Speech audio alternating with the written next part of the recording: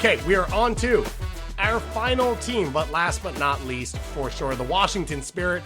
I guess they're used to this. Runners-up in both the regular season and the championship last year. Not exactly where they'd love to be. Everyone knows how it ended, and they are going to get the chance to turn it all around in the NWSL Challenge Cup final, or the NWSL Challenge Cup. In the offseason, they've mainly made defensive moves. They brought Narumi in from North Carolina, Rebecca Bernal from Monterrey, Kaisha Saila from Lyon on loan, from, of course, the team Michelle Kang also owns. And then on the way out, Anna Boutel has left. Lena Solano has moved overseas, and Nicole Barnhart has retired. The question is, Jonathan Heraldes, his first offseason, first full year, what can he do? Of note, off the field, Andy Sullivan will be unavailable this year, both for ACL injury and out on maternity leave. Congratulations to her. And then Trinity Rodman is in the final year of her contract, which is just something to think about as we go along. Jordan, what do you expect to see on the field for this squad? Well, first, I think we have to say, Nicole Barnhart, what a career. Man, she just kept going and going and going. So can you play the round of applause, actually? Hit it. That's for you, Barney. Congratulations on a good career. That's all right. Really I love it, gosh. I love it. Okay, so I think at the beginning of the year, they kept this consistent, but they added layers. The Spirit were the best team in a mid-block defensive stance. They won the ball centrally, and they could score quickly from the middle of the field, getting in behind the back line. I would say that was the first part of the year. And then as they built, the biggest thing about this Spirit team was they could switch up their game plan depending on who was available. They had flexibility out of a 4-3-3. They want to play through their central players, which I think Narumi will really help with some of the losses that they have in the middle of midfield. But they're a difficult team to defend with how much firepower they have going forward, and really solid defensively, structured defensively. And Aubrey Kingsbury in goal always it can be a game winner for you. Lori, this team just keeps getting better.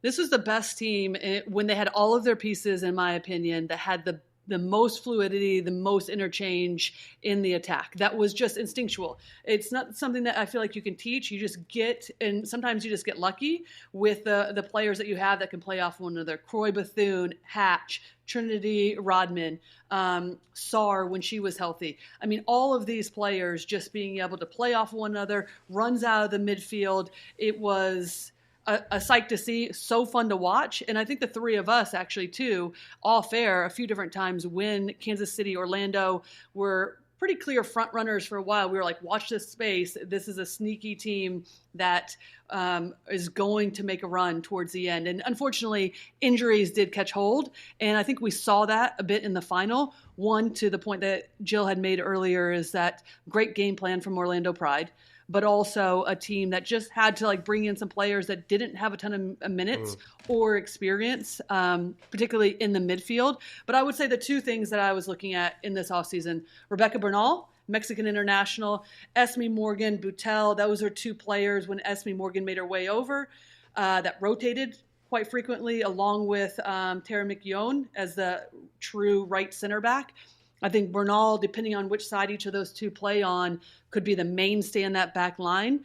That anchors them even more. And then, Jordan, you mentioned Narumi. I mean, if you're not going to have Andy Sullivan, that allows Hal Hirschfeld then to pretty much anchor. And she's going to have to be disciplined in that position. But then Narumi, possession-oriented, keep the ball. So I think they could add a little bit of a different dimension instead of just where they were most successful, sitting back and then counterattacking. Keep that.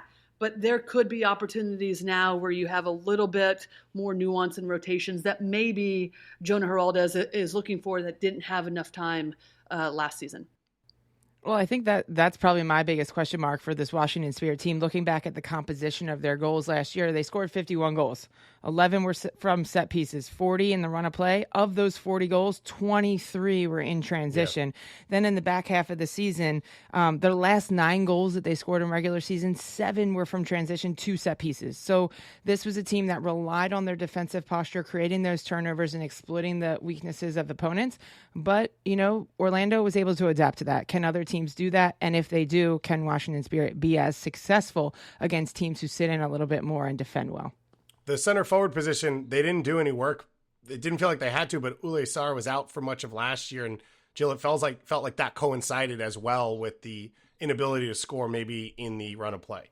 Yeah, I thought Ule Sara was a real bright spot for this team when she was able to contribute significant minutes last year because of how many different capabilities she had to her game. She could play in behind quickly in transition, but she could also come back and play next to like a Croy Bethune, add a bit more of link play there and allow the wingers to get higher, drag center backs out of position and create space for those wingers to cut inside. I thought she had such a wide range of capabilities that they certainly missed that movement in the 9 position, as well as her ability to steer the opponents into their pressing traps.